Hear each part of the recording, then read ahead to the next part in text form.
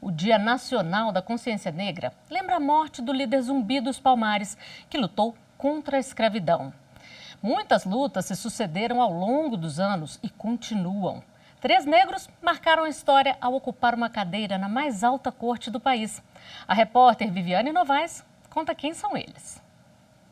O tapete vermelho é local de passagem dos ministros rumo ao plenário do Supremo Tribunal Federal. É também uma galeria com fotos dos 169 ministros que já passaram por aqui ou ainda estão no tribunal. 3 deles marcam história por serem negros e conquistarem espaço na mais alta corte do país. A presença negra, desde muito cedo, se insinuou nos espaços institucionais e o direito foi um dos principais territórios onde protagonistas negros estiveram, mesmo em momentos muito adversos, em que a maioria esmagadora da comunidade negra se encontrava excluída da cidadania. O primeiro-ministro negro da Suprema Corte foi o mineiro de Cerro Pedro Lessa, filho de um coronel e uma dona de casa. Formou-se na Faculdade de Direito do Largo São Francisco. Foi secretário de Relação de São Paulo, professor de Direito, chefe de polícia e deputado no estado de São Paulo. Pedro Lessa chegou ao Supremo no início do século XX, em 1907. Ele se destacou por votos e manifestações brilhantes que ajudaram a construir a famosa teoria brasileira do habeas corpus. Na mesma época em que foi ministro do tribunal, Pedro Lessa também ocupou a cadeira 11 da Academia Brasileira de Letras. A carreira no STF foi interrompida com a morte em 1921. O segundo magistrado negro no STF foi Hermenegildo de Barros. Curiosamente, assim como Pedro Lessa, era filho de um coronel e de uma dona de casa. Este também mineiro nasceu em Januária. Hermenegildo de Barros se formou em Ciências Jurídicas e Sociais na Faculdade de Direito de São Paulo. Foi promotor público, juiz, desembargador. Em 1919, entrou para o Supremo Tribunal Federal.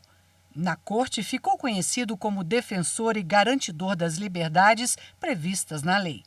Por 2 vezes, foi eleito vice-presidente do STF. A aposentadoria por decreto ocorreu no ano de 1937. Os 2 primeiros ministros negros têm muito mais em comum do que as origens e a carreira.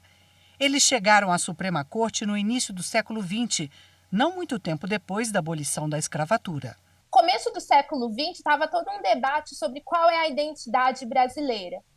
Porque o Brasil tinha abolido a escravidão em 1888 e era uma escravidão negra, que usava o trabalho de pessoas negras escravizadas. Então tinha toda uma construção social que as pessoas negras eram inferiorizadas, sequer tinha sua humanidade reconhecida, era com uma pessoa caracterizada com ausência, de capacidade para pensamento intelectual, para atividades intelectuais. Então, ser um homem negro que foi nomeado para atividades, funções junto à Suprema Corte, no caso o STF no Brasil, evidencia, totalmente um rompimento para eles sobre todo aquele estereótipo de inferiorização construída. As gerações mais novas se lembram deste magistrado de olhar firme e óculos redondos. Joaquim Barbosa foi ministro do Supremo no século XXI, entre os anos de 2003 e 2014. Este mineiro de Paracatu, pai pedreiro e mãe dona de casa, se formou em Direito pela Universidade de Brasília. É mestre e doutor em Direito Público pela Universidade de Paris.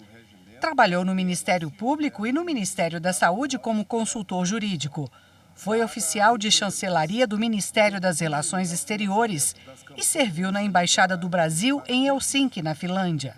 Em 2013, foi eleito como uma das 100 pessoas mais influentes do mundo pela revista Time.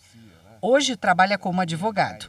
Em 2012, no julgamento sobre a validade da política de cotas raciais da Universidade de Brasília, Joaquim Barbosa disse que as ações afirmativas, como as cotas raciais, servem para combater não só manifestações flagrantes de discriminação, mas também o que chamou de discriminação de fato. A discriminação de fundo cultural, como é a brasileira, arraigada, não é?